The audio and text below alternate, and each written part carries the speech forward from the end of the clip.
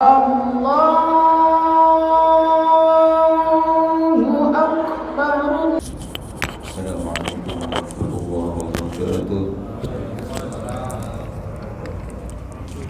Alhamdulillah.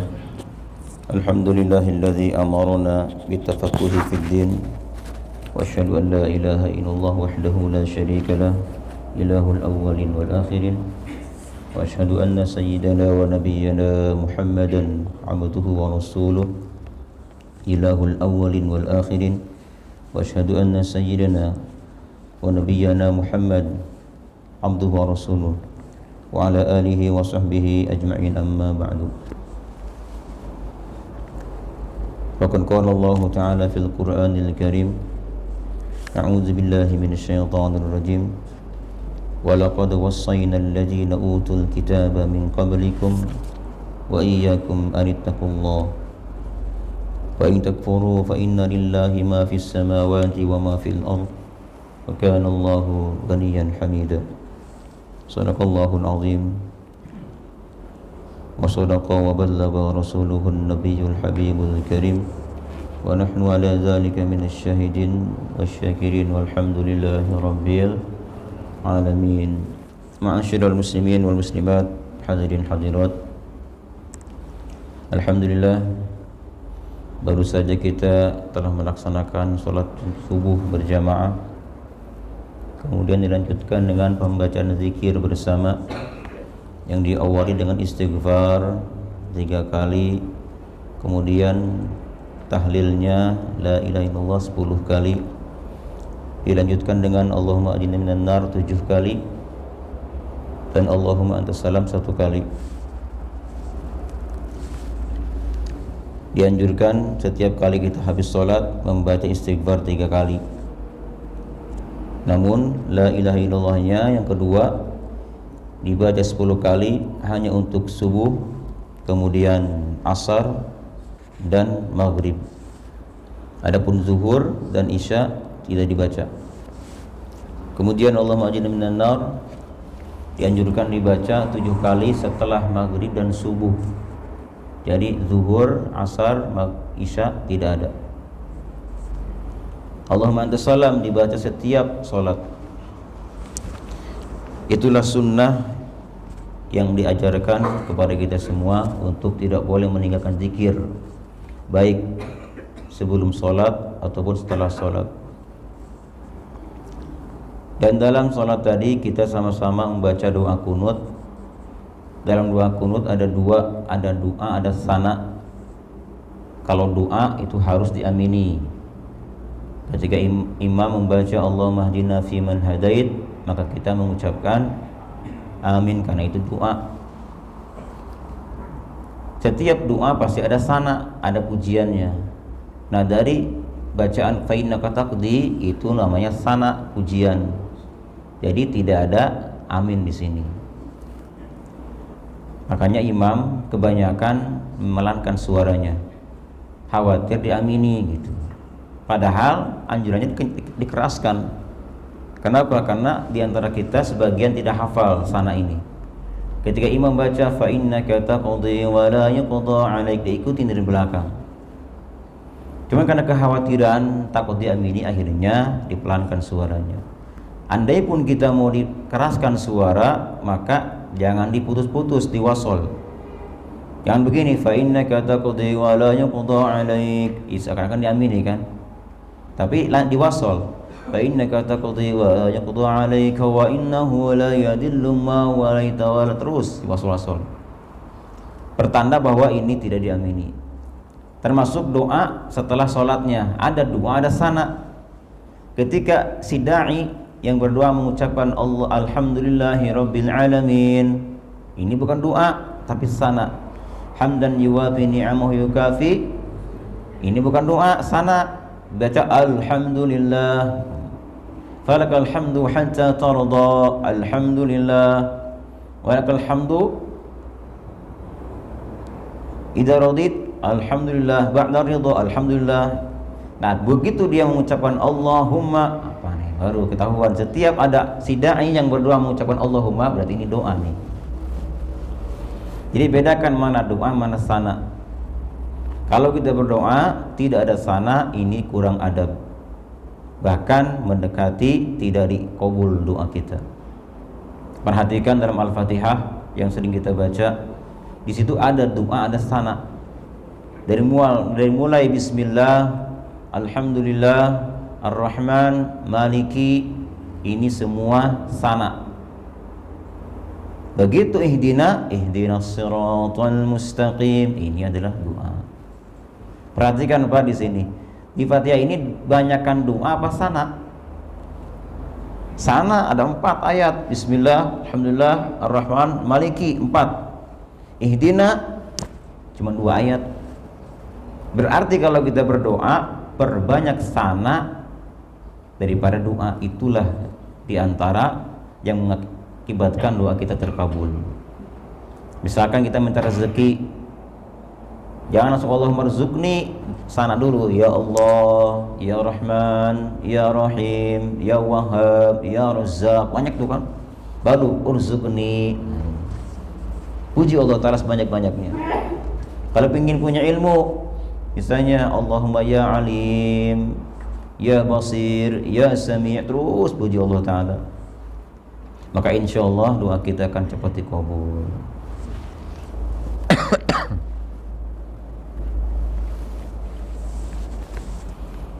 Kemudian dilanjutkan dengan apa? Dengan membaca tasbih 33 kali. Subhanallah, Alhamdulillah 33 dan Allahu Akbar 33. Apakah harus seorang imam mengeraskan suaranya? Apa dipelankan ketika habis sholat? Karena ada 2 riwayat. Satu riwayat Nabi setelah sholat itu beliau tidak keras suaranya. Beliau mengucapkan istighfar, astagfirullah, astagfirullah, astagfirullah tanpa azim, dan itu pun pelan.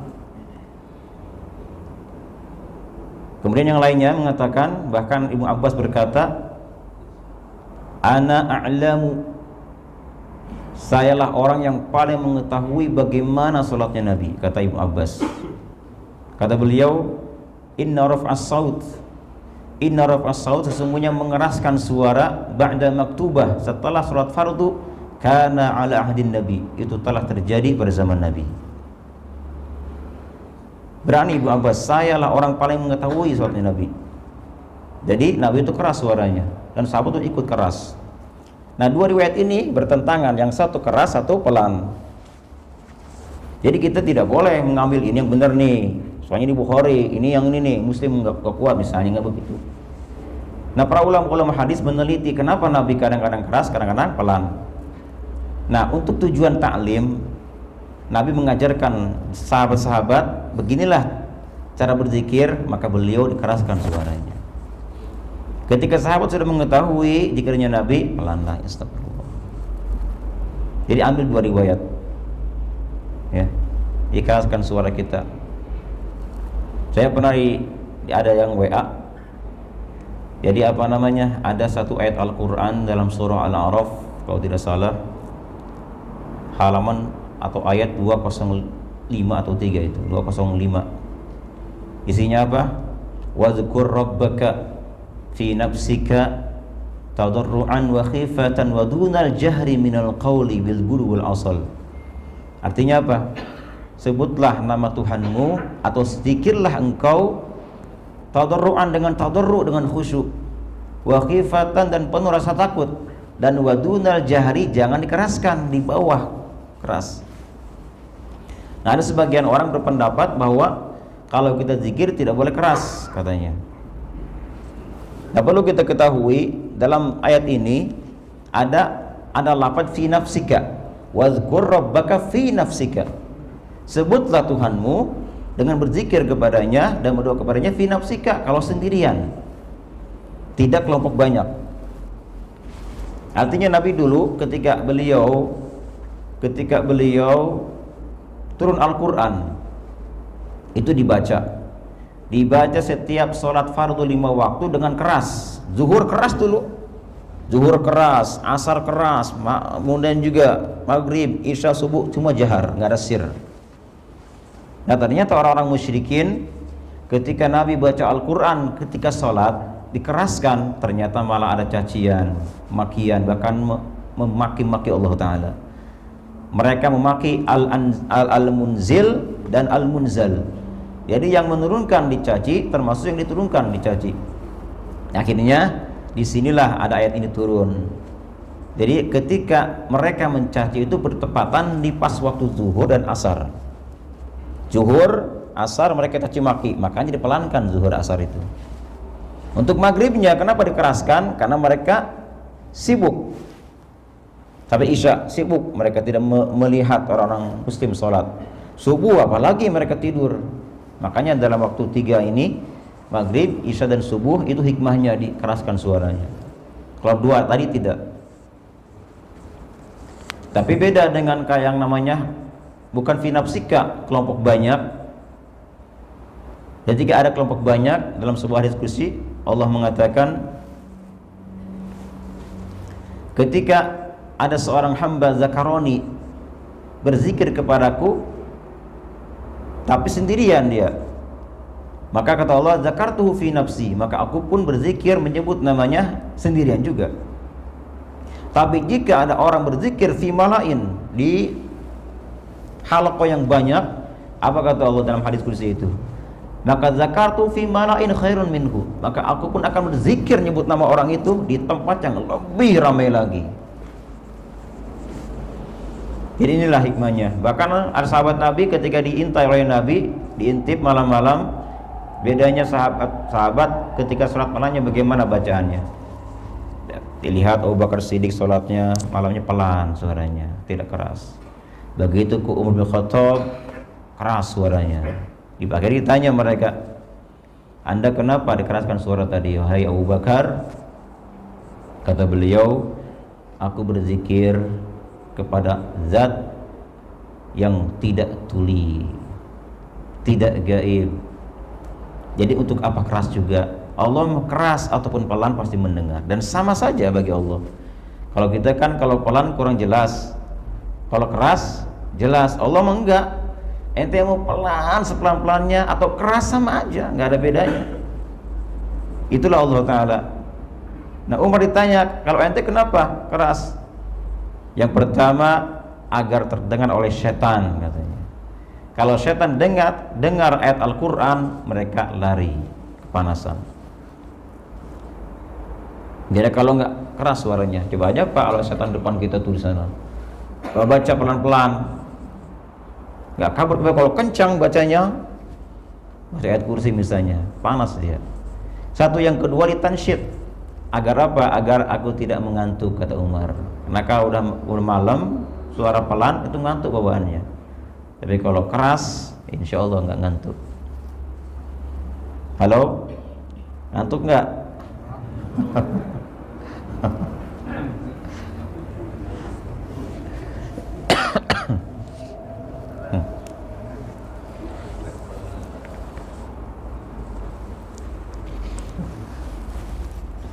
Ngantuk tuh Masya Allah ya.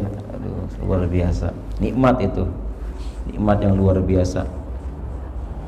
Bahkan tidur itu disebutkan katanya, tidur itu ya, orang tidur tidak dapat pahala, tidak dapat dosa. Hukum tidur itu mubah. Bahkan orang kalau banyak tidur dia selamat, tidak ada dosa, tidak ada pahala.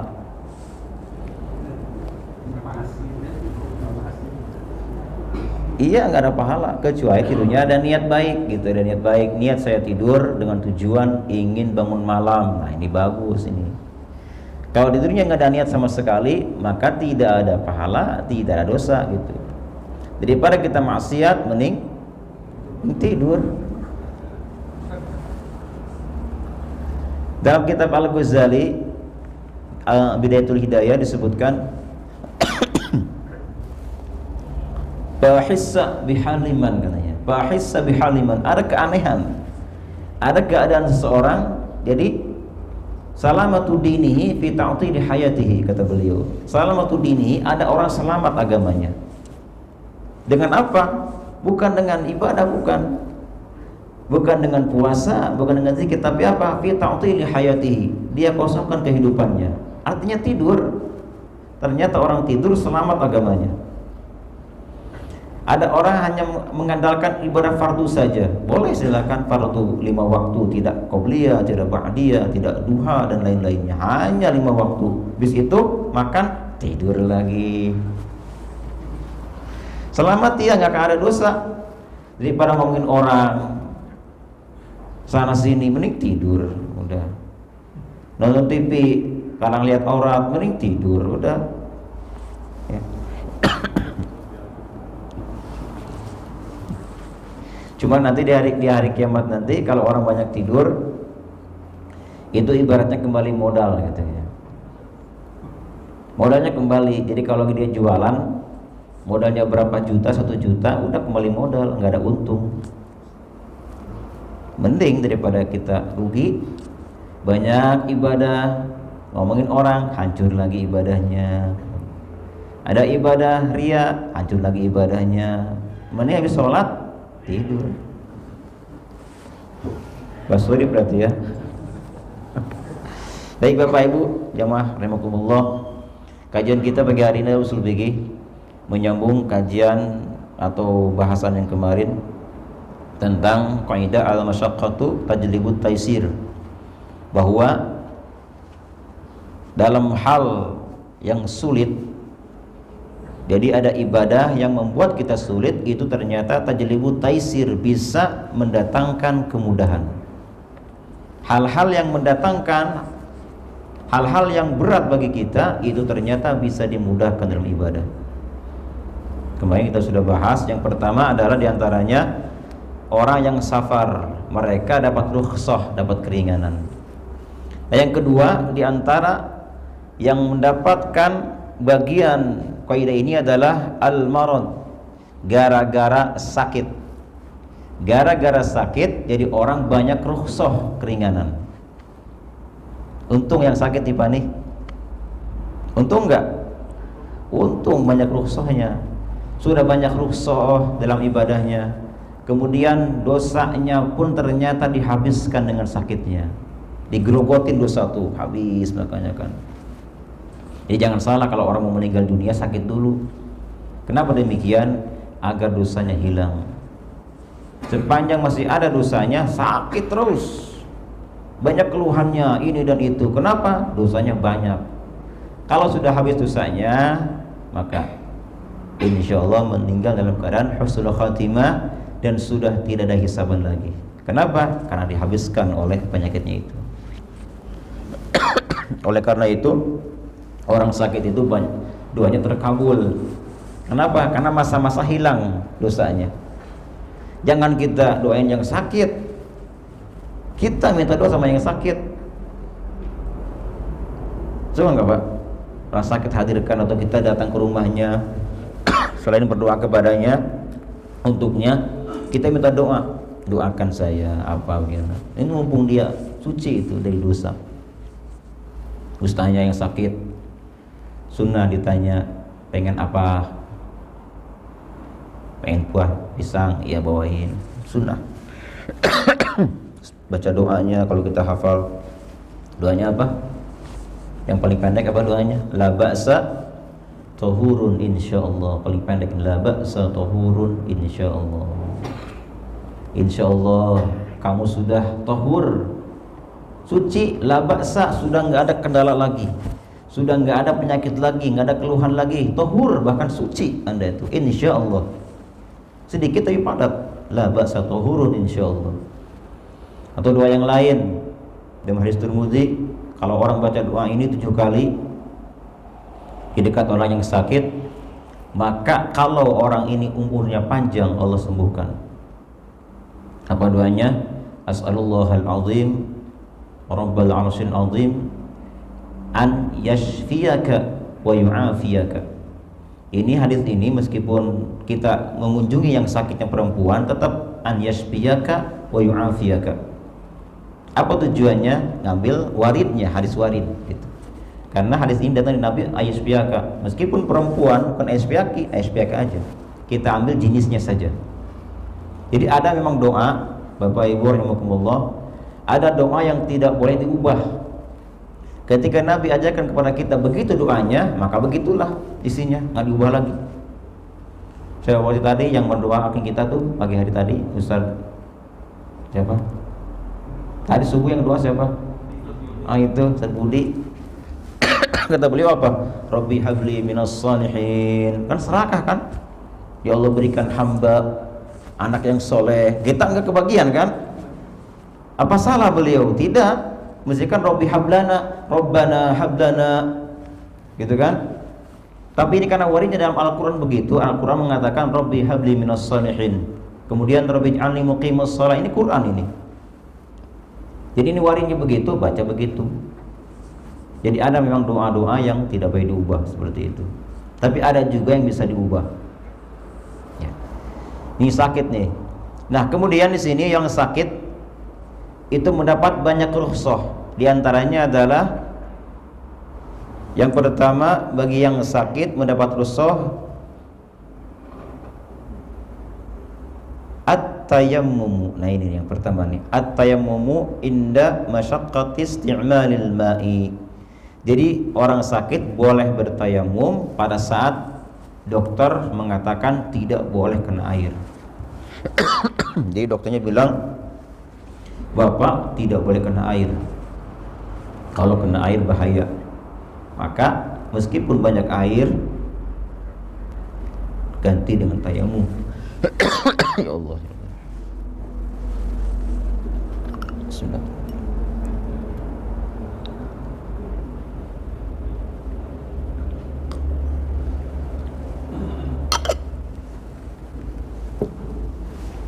Termasuk orang sakit pada saat ada anggota tubuhnya diperban, Pak nih. Ada orang sakit, nah di antara anggota wudunya itu ada perbannya. Misalnya kakinya sobek, diperban bagian telapak kakinya misalnya. Nah sini nih, apakah nanti sholatnya diulang lagi atau tidak? Ini ada bahasan khusus di sini. Jadi kalau orang tayamum karena alasan satu anggota wudunya diperban, maka bagian tayamumnya ketika saat hendak membasuh anggota itu. Paham nggak Pak? Jadi ketika misalnya Bapak di kaki ada perban, kan nggak bisa kena air nih kakinya, maka tayamumnya nanti pada saat kita hendak membasuh kaki ini, pertama apa biasanya? Tangan, kumur-kumur, basuh apa kepala, wajah, tangan lagi, kepala belum saatnya kan, telinga. Nah begitu mau kaki yang kanan nih misalnya, nah baru disinilah Bapak tayamum. Bagaimana cara tayamumnya? Seperti biasa, 2 pukulan. Ini tayamumnya apa? Mentayamumi luka yang tidak kena air. Jadi nanti kaki yang kena perban ini, nah untuk bagian yang lainnya ini wajib kena air tetap. Bagian atas kaki wajib kena air kan. Terus bawahnya juga wajib kena air, pinggir-pinggirnya. Kalau bisa nyeperi, takut perih, ambil kain, basahin. Nah ini nih. Nah pas bagian luka kan tidak kena air. Nah disinilah makanya diadakan tayamum sebagai mentayamumi anggota atau luka yang ditutup dengan perban.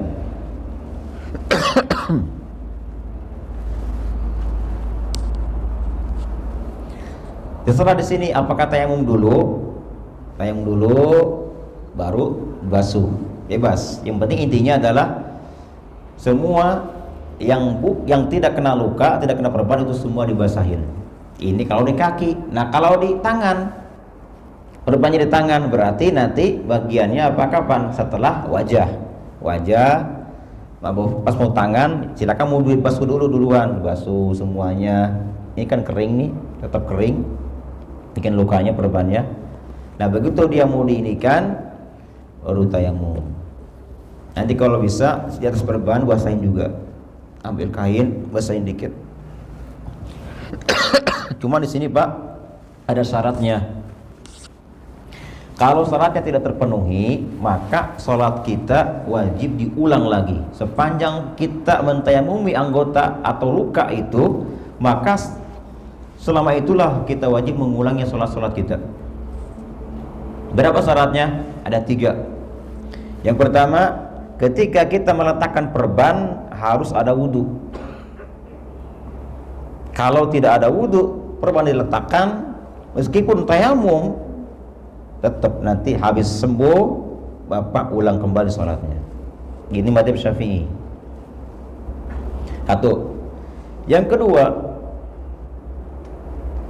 qadul istimsak, artinya si perbannya itu tidak terlalu banyak mengambil yang tidak luka, yang sehat.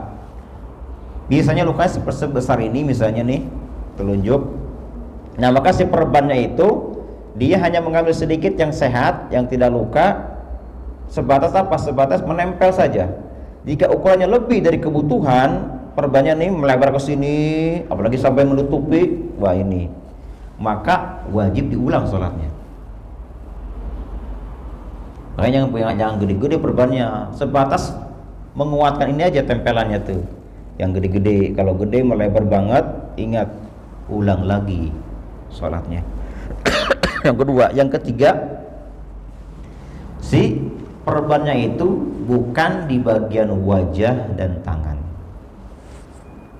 Apabila lukanya, luka yang diperban di bagian wajah dan tangan, maka sholatnya wajib diulang kembali. Paham Pak?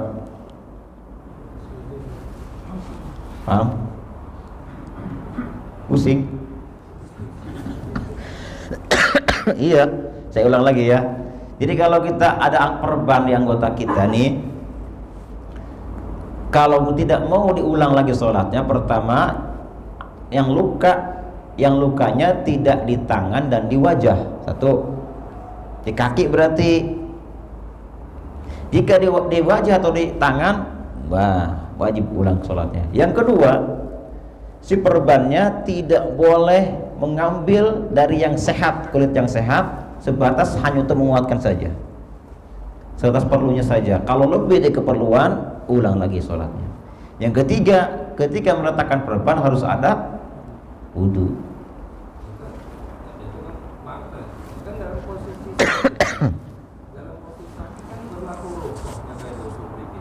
Terus? Jadi kalau tayamum dia kan sudah menggugurkan dari berwudu. Tayamum itu kan dia mengganti wajah dengan tangan cukup.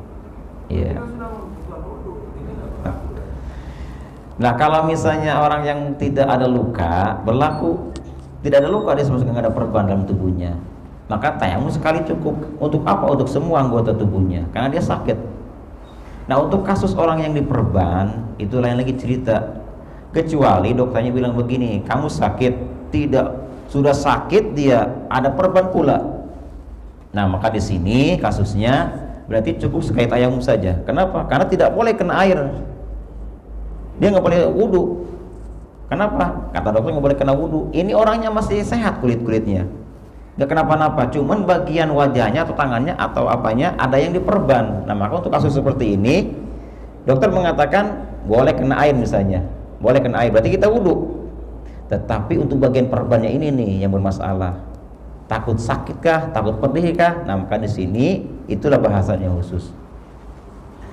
Makanya dalam bab tayamum ada bab khusus sahibul jabair. Orang-orang atau orang yang ada luka kemudian diperban lukanya, bagaimana tayamumnya? Kayak tadi. Ini bagi orang yang sehat, yang tidak kenapa-napa kena air, tapi ada perban di antara anggota wudunya. Itu caranya. Kapan wudu tayamumnya? Nanti pada saat bagian membasuh bagiannya, maka disitulah kita tayamum. Baik dibasuh dulu sekelilingnya atau tayamum dulu. Yang pertama. Apa? Kan sakitnya karena diperban. Kalau nggak kan nggak gugur ya nggak menggunakan wudu. Kalau nggak ada sakit ya wudu normal. Cuma karena sakitnya kena perbannya, sakitnya itulah membuat alasan dia bisa bertayamum. Iya. Jadi di sini sakit itu indah inda isti'malil ma'. Inda isti'malil ma'. Jadi orang sakit yang boleh tayamum, enggak semua tayamum bisa orang sakit tuh, tapi inda isti'malil ma'. Ketika dia tidak mau, inda masyaqqati isti'malil ma'i. Ketika dia masyaqqat tidak bisa kena air. Orang sakit yang tidak bisa kena air, maka itu boleh tayamum meskipun airnya banyak, air banyak, tapi kata dokter tidak boleh kena air. Tidak boleh, ini bahaya. Nah, maka di sini kalau orang seperti ini langsung sekali tayamum. Tapi ketika orang sakit bisa wudu, boleh kena air, tetapi ada perban di tubuhnya. Atau kayak kita nih, kita sehat, luka lah kita, entah jatuh atau kenapa. Nah, disinilah kasusnya mulai ada bahasan khusus masalah perban ini. Dimakrifatkan lagi. Ya, Pak. Dimakrifatkan itu mengalirkan air aja. Nggak usah mentayamumkan yang perban. Wah, kalau itu bisa banget itu, Pak, bisa banget. Makanya pedih nggak dia itu? Takut orang ada beda-beda kan. Ada orang takut gimana, apalagi masih basah kan. Nah ini. Nah kalau misalnya bawa berani, ya silakan, nggak usah pakai tayamum lagi. Sembor aja, pus, udah perih sedikit daripada saya ulang lagi sholat misalnya, udah terus.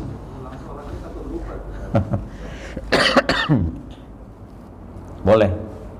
Ini bagi orang yang takut kena air, maka silakan pakai cara tadi. Yang kedua adalah bagi orang yang sakit dirukhsahkan adamul karohah fil isti'anah biman yasubbu alaihi. Tidak makruh baginya minta tolong untuk mewudukan dia atau memandikan dia. Hukum memandikan, kita mau mandi, minta tolong sama orang, kita sehat nih, atau kita mau wudu, minta tolong sama orang, hukumnya makruh, Pak. Mentang-mentang kita bos misalnya nih, pulang sini, wuduin saya, wudunya sah, tapi makruh. Wuduin saya nih, ini wajahnya nih, tangannya, kakinya, atau mandi, saya mandikan saya, cepat mandikan, hukumnya makruh, namanya isti'anah, minta tolong dalam keadaan sehat, ini hukumnya makruh, kecuali tujuan tabarruk lain lagi. Tabarruk artinya ngambil keberkahan, misalnya ada orang soleh, ada seorang guru, misalnya guru kita minta berkahnya, misalnya syekh atau ustadz, izinkan saya mewudukan anda gitu. Tujuannya bukan ini, tapi tabarruk, silakan sambil dilihat bagaimana cara wudunya nih, terus wudukan. Salah bukan begitu misalnya. Nah, ini tabarruk boleh, atau taklim, tujuan taklim. Coba kamu wuduin saya pengen tahu kamu. Ya, ini lain lagi cerita. Ini mah nggak ada apa-apa, kenapa-napa. Hukumnya makruh.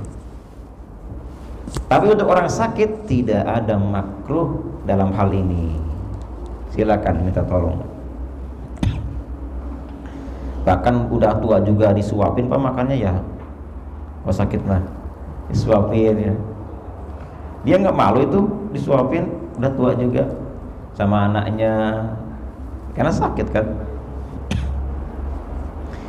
Yang ketiga sekarang, wal qu'udu fi salatil fardhi, dan boleh dirukhsahkan bagi yang sakit duduk ketika dia tidak bisa berdiri dalam sholat fardu, Pak.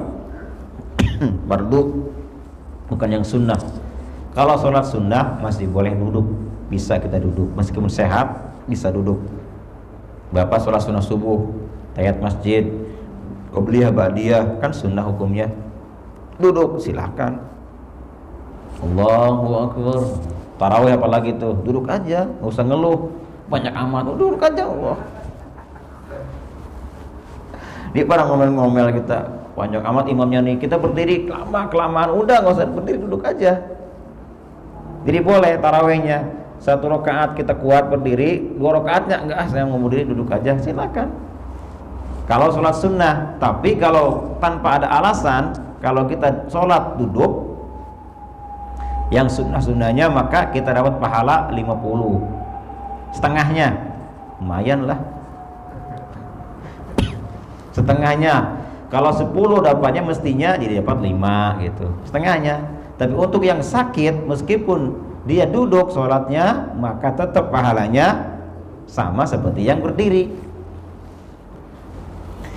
Dan termasuk rukhsah bagi yang sakit adalah wa khutbatul jum'ah. Khatib misalnya lagi sakit, Pak, dia nggak bisa berdiri lama. Ibadallah, duduk ya. Duduk aja udah khatibnya, duduk. Nggak apa-apa, kenapa? Kan sakit. Jangan maksain khatib, pingsan nanti kan. Gimana aneh Pak ya, ada khatib duduk. Jadi kalau ada khatib berhalangan hadir sakit, jangan ganti, suruh aja tetap khatib. Gak kuat duduk itu bilangnya. Hah? Duduk cewek bangku makanya. Gesit tuh nanti DKM-nya, bangkunya duduk. Boleh bagi yang sakit ketika khutbah duduk. Wal irtija'i fi shalah, dan boleh juga baring, terlentang kalau memang tidak bisa duduk, boleh ya. Setelah terlentang tidak bisa juga, maka terakhir isyarah. Dengan apa? Dengan kepalanya, meruku kepalanya, saking gak kuat digerakkan badannya. Tidak kuat juga, isyarah dengan apanya? Dengan kelopak matanya, kedipkan, meruku, sujud. Tidak kuat juga dengan hati, jangan dulu sholatin. Hatinya yang sholat, rukunya semua dengan hati. Nah, kalau sudah itu berarti sudah innalillahi itu. Tinggal disolatin. Itulah yang sakit.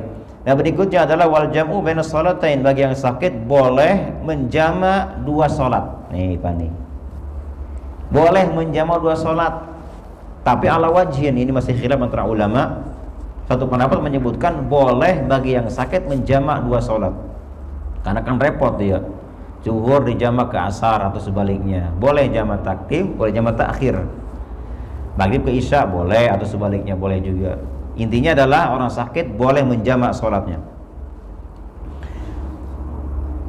Pendapat ini dipilih oleh An-Nawawi, As-Subuki, Al-Asnawi, dan yang lain-lainnya. Berikutnya adalah boleh bagi yang sakit at-takhallub anil jamaah wal jum'ah, tidak sholat jamaah, tidak sholat jum'ah. Nah ini nih, boleh tidak Jumatan, boleh tidak berjamaah, di rumah saja ya. Sakitnya berat nggak Pak Ustadz? Enggak berat juga nggak apa-apa, pusing kepala, pusing, udah nggak usah Jumatan, nggak usah berjamaah.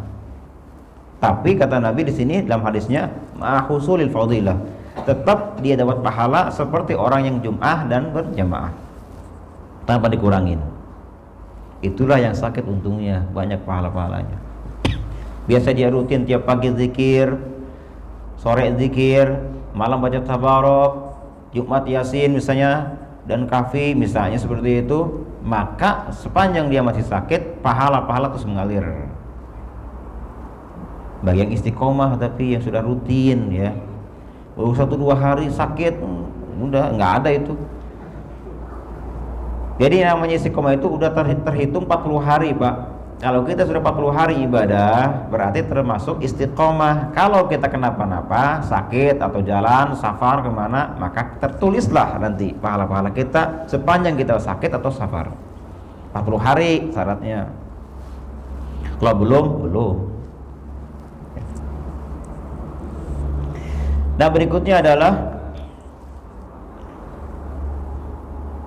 wal fitru fi Ramadan, dan boleh bagi orang sakit buka puasa di Ramadan, boleh buka, nanti diganti. Kalau sakitnya berkelanjutan, artinya dia di Ramadan sakit, di Syawal sakit juga enggak kunjung sembuh, maka nanti itu bisa diganti dengan fidyah, dengan beras nanti diganti. 1 hari berapa? 1 liter 1 hari, 1 mud ya, 1 hari 1 mud. Itu wajibnya. Pengen lebih afdol, tambahlah lauk pauknya berapa tuh, minyaknya afdol. Tapi memang yang wajib bagi dia adalah hanya 1 liter saja beras setiap hari keluarkan tuh. Dan termasuk orang yang sudah tua, yang tidak bisa kuat untuk berpuasa, yang sudah benar-benar tua, maka boleh baginya puasanya diganti dengan fidyah. Nah, berikutnya wal khuruju minal mu'takif, dan boleh keluar ketika dia iktikaf. Nah ini nih, ada orang iktikaf di masjid, dia nazar, Pak, saya berniat iktikaf dari pagi atau habis subuh sampai zuhur misalnya, dia nazar sama Allah Ta'ala, kan wajib penuhi dari subuh sampai zuhur, ternyata sakit, maka itu boleh keluar dari situ, pulang ke rumah. Berikutnya adalah wal istinabatu fil haji, dan boleh diistinabah pada haji ketika dia sakit, ketika melaksanakan haji boleh diganti nanti. Dan diantaranya juga wa fi ramyil jimari, dan ketika melempar jumroh. Nah ini boleh diganti nih ketika sakit, dia nggak bisa untuk melempar jumroh, ganti saja sama orang siapa.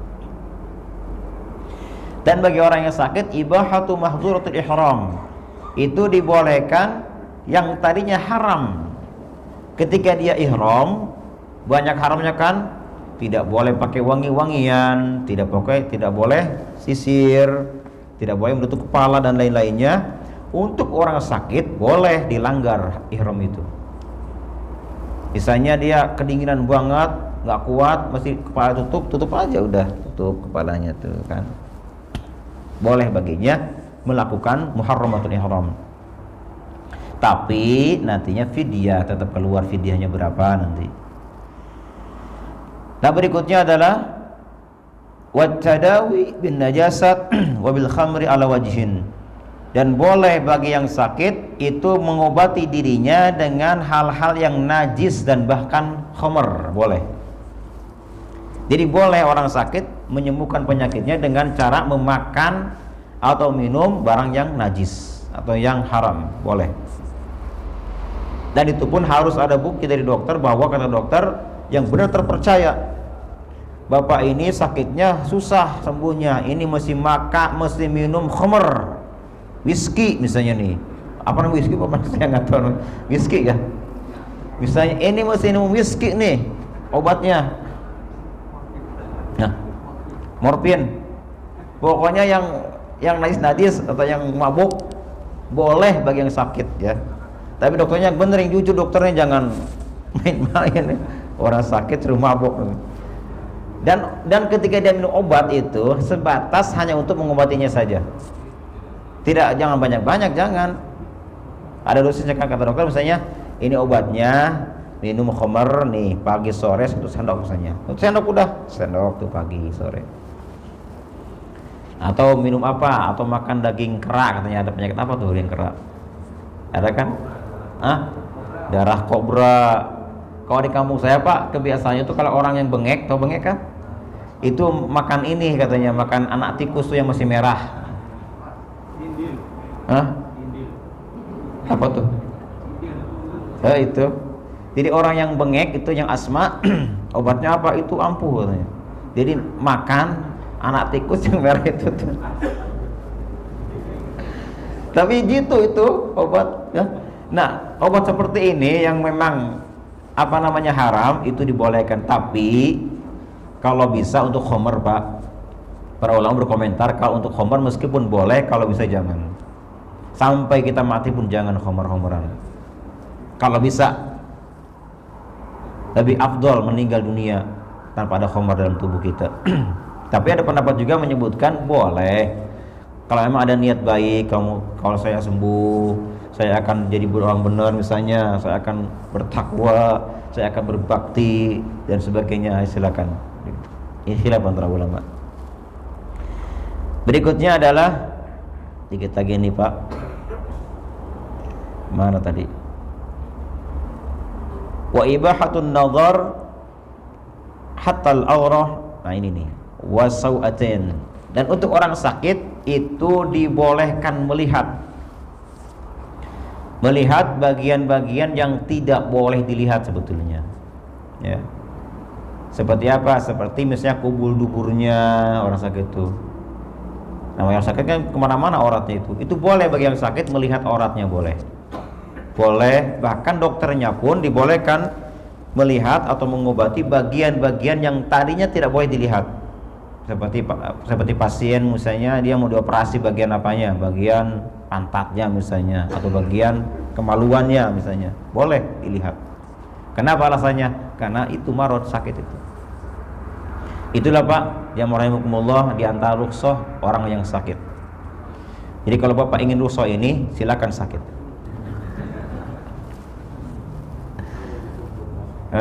Banyak keutamaan sakit itu Pak, banyak keutamaannya sakit itu, masya Allah. Itu di antara yang tadi disebutkan. Silakan, yang ada yang mau ditanyakan.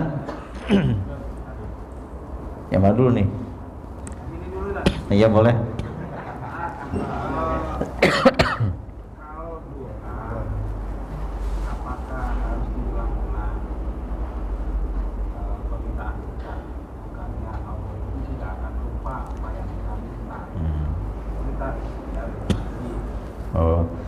Doa itu apa sekali berkali-kali doanya gitu kan.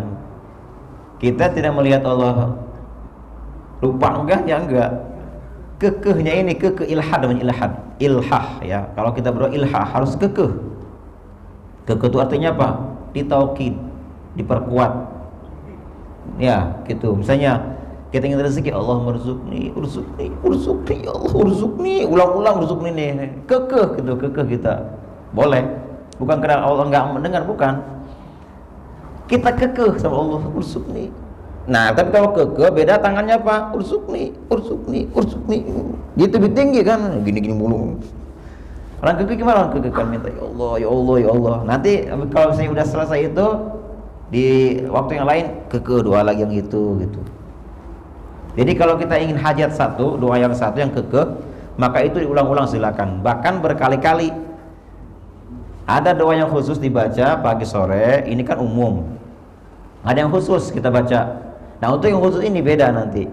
Yang khusus tidak mesti kita diramaikan, tidak mesti. Itu untuk pribadi kita aja. Untuk semuanya baca aja biasa. Salamatan fiddin, ini kan yang bisa umum.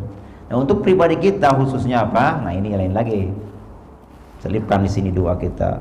Kekeh di sini kita berdoa. Jadi semua doa, kata Allah, ud'uni astajib lakum. Semua doa tidak ada yang ditolak, semua diterima, semua dikabulkan.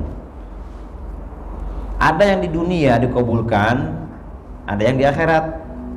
Nah, kalau misalnya kita berdoa tiap waktu, tiap hari, tapi kok nggak dikabul-kabul juga, masih miskin juga misalnya kita nih, saya. Nanti Pak di sana. Nah, ketika hari kiamat terjadi, nanti ada panggilan kepada orang yang doanya nggak dikabul, dipanggil dia. Lihat depanmu ada apa? Dia pandang depannya. Gedung begitu kokohnya, mewahnya, megahnya gedung ini. Punya siapa ini? Ini punyamu. Amalan apa? Saya nggak punya apa-apa. Itulah upah setiap doa yang nggak dikabulkan. Nih gedung ini tuh. Makanya ngomong begini nanti dari kiamat. Seandainya doa-doaku nggak dikabulkan ya Allah, apa beruntungnya saya ini, gitu kan? Dia ternyata orang yang dikabulkan doanya di dunia, dia beruntung di sana nanti. Kalau kita minta di sini, minta apa dikabulkan, di sana nggak ada lagi. Atau begini Pak, dikabulkan itu. Misalnya kita berdoa, kita mau safar nih. Doanya apa? Ya Allah selamatkan hamba di jalan. Mudahkan ya Allah dalam safar ini. Jangan ada macet ya Allah. Nah, ini kan doa kita ini. Jangan macet, jangan ini, jangan itu. Begitu di jalan macet ternyata. Mana kok nggak dikabulkan doa saya ini? Nah, tanda orang dikabulkan doanya ketika macet, dia sadar diri. Diisi dengan kebaikan. Astagfirullah, istighfar tenang artinya. Nah, ketika dia tenang di saat macet, di saat ada kendala di jalan, tenang ingat Allah, berarti doa Anda terkabul. Jangan mau celaka, selamatkan, ternyata celaka. Nah, ketika celaka nanti ya tandanya dikabulkan adalah dia menerima pasrah diri. Ini gara-gara saya banyak dosa, tuh kan, pasrah diri ini dikabulkan berarti ini dekat dengan Allah Taala. Nah, kalau misalnya nggak ada semuanya seperti itu, nanti di sana dibalas di hari kiamat. Jadi Bapak doa yang banyak, jangan sedih kalau mau dikabulkan. Ada nanti dicelengkan di sana, disiapkan buat Bapak dan Ibu. Apa Pak tadi? Assalamualaikum warahmatullahi wabarakatuh. Waalaikumsalam. Sholat pertama yang pakai kursi. Kalau ada cara khusus, selama dia masih bisa jalan, masih bisa mengalahkan tidak dulu sujud aja. Kalau ada cara khusus yang berdiri atau dari awal Duduk. Oh iya, orang sakit apakah dari awal duduk atau enggak gitu kan? Iya, betul. Jadi masalah sakit ini kapan terasa kita tidak mampu untuk berdiri, maka disitulah dibolehkan duduk. Bapak misalnya sholat awal sehat, kuat, Allahu Akbar, kuat nih, nggak ada kendala. Tapi kok kenapa di tengah-tengah sholat kok ini pusing atau bagaimana, terasa ini nggak nyaman badannya, udah duduk. Boleh tengah-tengah, boleh, silakan. Kapan kita tidak kuat, maka disitulah kebolehan duduk. Kalau dari awal tidak kuat, maka dari awal pula duduknya. Di tengah-tengah nggak kuat, tengah-tengah berarti tergantung di mana ketidakmampuan kita.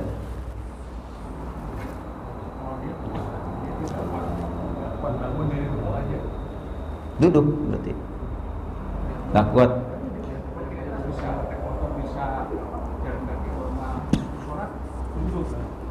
Oh, ada orang ketika dia bisa jalan kaki sana sini tapi kok sholat nggak bisa. Itu mah tanya ke orangnya, saya nggak tahu. Iya, ya kadang-kadang begitu kan, kita lihat ini orang kok saya lihat padahal dia bisa naik motor, bisa jalan, kenapa sholat dia duduk begitu ya? Kenapa ya? Ya saya nggak tahu itu, tanya ke orangnya, kenapa anda sholat begitu? Nanti dia jawab, saya tidak bisa sujud berdiri, kenapa? Nggak tahu kalau sholat aneh misalnya. Mendadak semua waktu saya nggak bisa. Pertama berdiri dulu kan, nggak langsung awal langsung duduk. Iya. Kalau langsung duduk kan kita berdiri sampai kok bisa otomatis hanya Apa sujud begitu mau berdiri, nah iya. Ya disitulah iya. ada tanda-tanda khusus. Maksudnya ada fikih khusus. Duduknya bebas Pak. Duduk itu duduk. Bapak mau duduk seperti tahiyat awal atau akhir boleh. Bapak mau sila boleh. Atau di bangku begini duduknya boleh, silakan. Gimana nyamannya? Nggak ada keharusan harus begini duduknya, nggak ada. Yang penting duduk intinya. Nah, misalnya dia nggak kuat, tapi enaknya begini, pakai bangku begini misalnya. Udah begini aja. Misalnya dia mau ruku, kan biasa ruku begini kan. Mau sujud kan nggak bisa ke bawah. Ambil bantal nih, kan tuh. Allahu Akbar. Ini anggap ini ya. Apa namanya tanahnya? Allahu Akbar. Saking nggak kuat dia, taruh lagi. Sujud lagi. Allahu Akbar. Nggak pakein juga nggak apa-apa, nggak pakai bantal, langsung begini nggak apa-apa. Tapi ada sebagian begitu, dianggap tanah tuh seperti dianggap ini si bantal atau apa, dianggap tanah, jadi nyamperin, bukan dia nyamperin ke ini karena kan nggak kuat. Ini nyamperin, Allahu Akbar. Karena mungkin kaku bagian ininya nih. Itu dibolehkan seperti itu. Masih ada? Oh masih ada. Silakan Pak.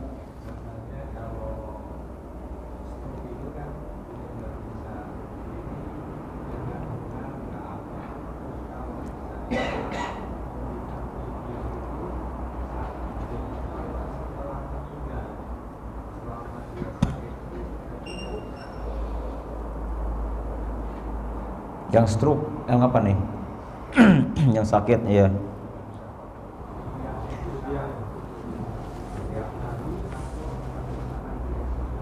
Setiap hari, kalau orangnya benar-benar nggak bisa untuk melakukan ibadah, puasa tidak bisa, tapi sholat mah tetap sholat, kan ada diringankan, nggak bisa berdiri, duduk pindah, nggak bisa pindah ke duduk, pindah ke terlentang, nggak bisa juga isyarat dengan kepala, nggak bisa juga dengan mata, hati. Jadi ini mah nggak ada pidyah sholat mah. Nah kalau puasa ada pidyahnya tiap hari.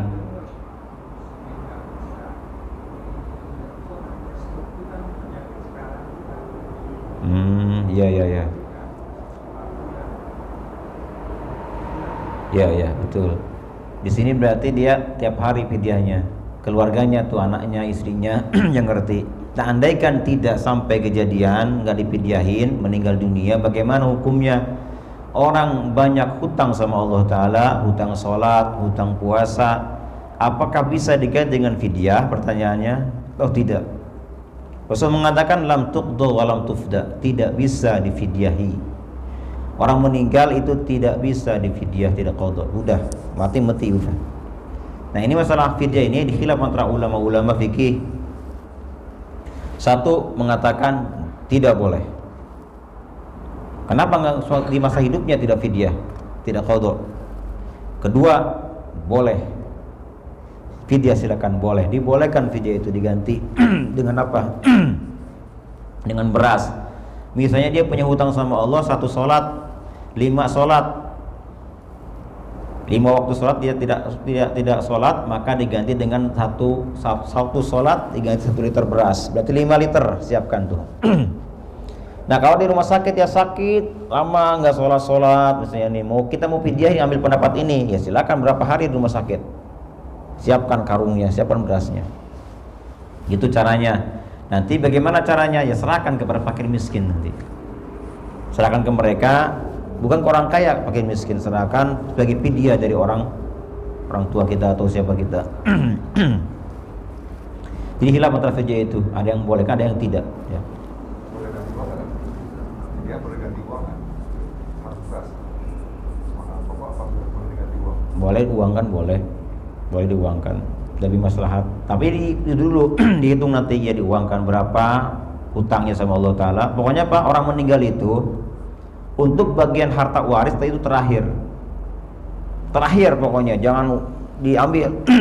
Perhatikan, orang meninggal dunia, kewajiban pertama hartanya amankan. Satu, untuk apa? Untuk pengurusan jenazah, siapkan berapa duitnya yang buat jenazah nih, siapkan. Satu. Yang kedua, hutang sama Allah Ta'ala. Pernahkah dia bernazar? Misalnya dia nazar ingin umroh, ingin haji, tapi meninggal, siapkan untuk umroh, untuk haji. Atau sumpah nazar pengen apa? Sedekah misalnya, dia nazar sedekah nggak terlaksana, siapkan. Atau nazar akikah dan kurban, dia saya mau kurban, akikah belum terlaksana, ambil akikah buat kurban. Pokoknya nazarnya apa sama Allah, maka itu keluarkan, hutang sama Allah Ta'ala. Yang ketiga, hutang kepada manusia, hak adami, berapa hutangnya, keluarkan. Yang keempat, wasiat. Adakah wasiat sepanjang hidupnya? Misalnya kalau saya meninggal dunia, ini rumah buat si fulan, mobil buat si fulan. Tapi wasiat ini perhatikan, wasiat itu hanya boleh ke bukan ahli waris. Wasiat tidak boleh ke ahli waris. Kalau ahli waris yang diwasiatin, misalnya anaknya sendiri, ini rumah buat si bungsu misalnya, ini kan ahli waris bungsu anaknya, maka syarat untuk diterima semua hak waris itu ridho dengan orang ini, ya wasiat ini. Jika ridho semuanya, maka silakan. Terus yang kedua, tidak boleh melebihi 1/3 harta peninggalan mayit. Kalau lebih dari peninggalan 1/3-nya, maka tidak boleh ada wasiat, ambil aja 1/3-nya. Misalnya dia sudah wasiat rumah, misalnya rumah cuma salah satunya, diwasiatkan, maka potong 3 aja rumahnya, gitu. Berikan kepada yang diwasiati. Dan terakhir baru berikan kepada ahli waris. Berapa sisanya itu hak mereka, bagi-bagi nanti. Wallahu a'lam. Subhanakallahumma wa bihamdika asyhadu an la ilaha illa anta astaghfiruka wa atubu ilaik. Assalamualaikum warahmatullahi wabarakatuh. Allah